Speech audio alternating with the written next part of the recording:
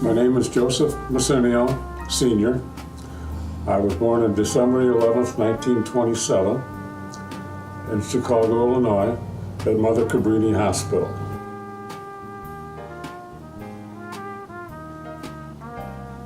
My dad was born in Pittsburgh, Pennsylvania. He was the oldest of 5.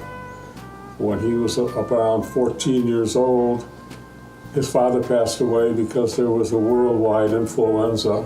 He had to take over being the father of the house. He had 4 siblings and a mother. He used to tell us he used to deliver telegrams for Western Union downtown Chicago on a bicycle. And by that he would start meeting people. And then in the early 20s, he got involved with the syndicate. He used to do different things, and he opened up his own bookie joint on Broadway and Irving Park in Chicago, in that area. Prohibition set in, and he got into the stills, making alcohol. And the stills were really owned by the syndicate, and the syndicate was Al Capone. And one evening, I was real young, and the doorbell rang, and there were some men at the front door with a guy who was slumped over. They were holding him up.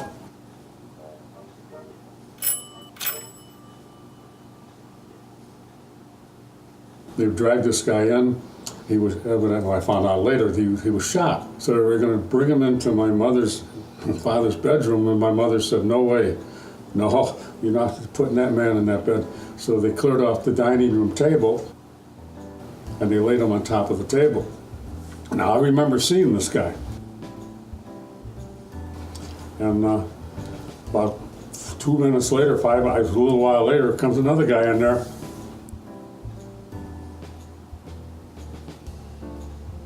I have to say, to a little boy, 5, 6 years old, this was the ugliest man I've ever seen. And then I found out later it was Al Capone himself. Something happened to one of the stills. I don't know. They got raided. I didn't know what this was all about.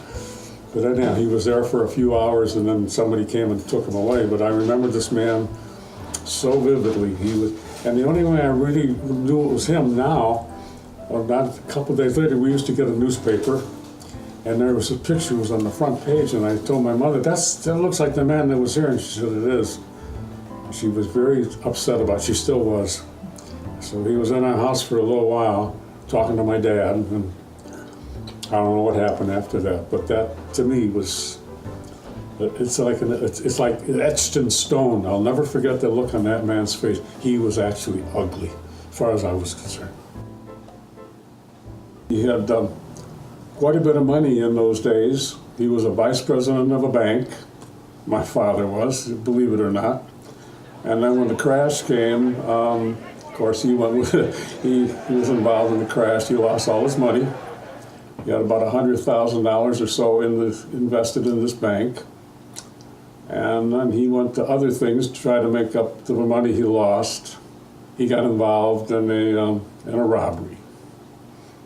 And he got caught. And this is while I was about, most likely, 4 or 5 years old. And he was tried, he was found guilty, and he was put away at Stateville Penitentiary in Joliet. We were allowed to visit him, and I think, if I might be wrong, but I seem to remember going maybe once or twice a month, and it was always an ordeal, because where we lived on the northwest side of Chicago, that's at the other end of the city, we had to go all the way to downtown Chicago to pick up a Bluebird bus. And that would take us to Joliet and let us off in front of the prison. And then we'd go in and we'd be screened. My mother was allowed to bring food. So she always brought chicken, because that was easiest to handle. And we sat in a big room, as I remember so well. There were long tables with glass, probably 18 inches high. And that would separate you and the prisoner. We have a joke in the family. We used to call it, my father went to college. The biggest surprise of my life was in 1940. We got a message that my dad was going to be paroled, and he came home December 23rd, 1940.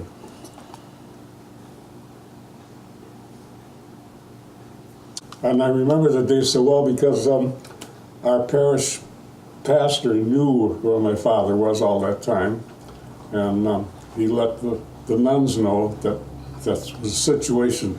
And on the 23rd of December, we were cleaning blackboards.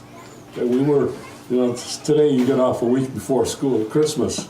That was like the day before. And we were cleaning the blackboards, and the nun came up to me and said, Joe, you better get home.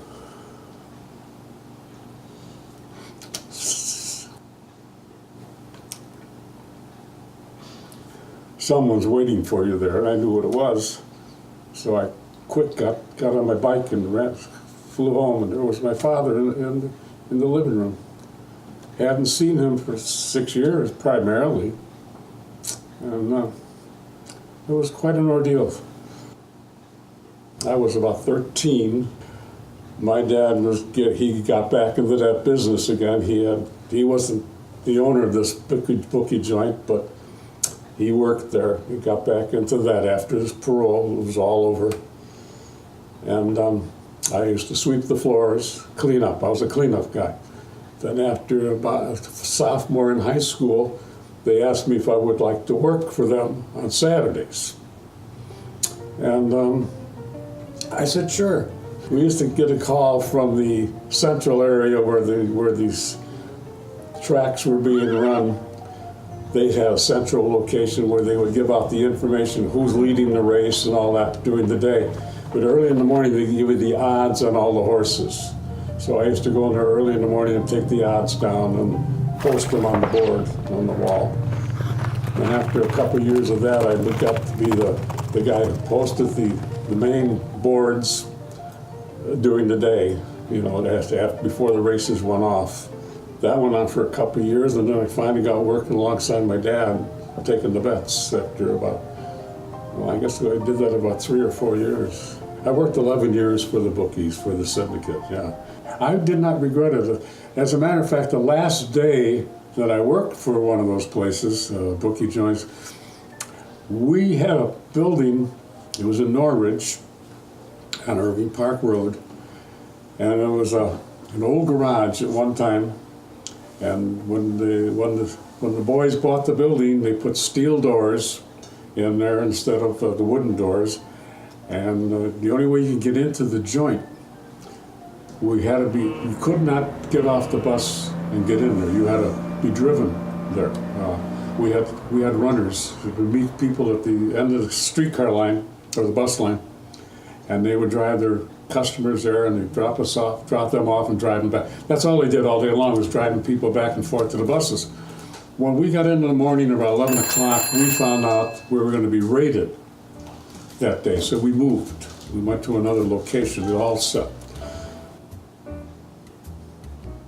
So the last day I worked for the syndicate on that spot was August the 4th, 1951. I remember that day so bad, so vividly. We were a block away from our original location. We were up on over a tavern. It was a big tavern. It was not a small thing. It was a big tavern. So consequently, people would be dropped off there, and then you go up the stairs, and we were upstairs.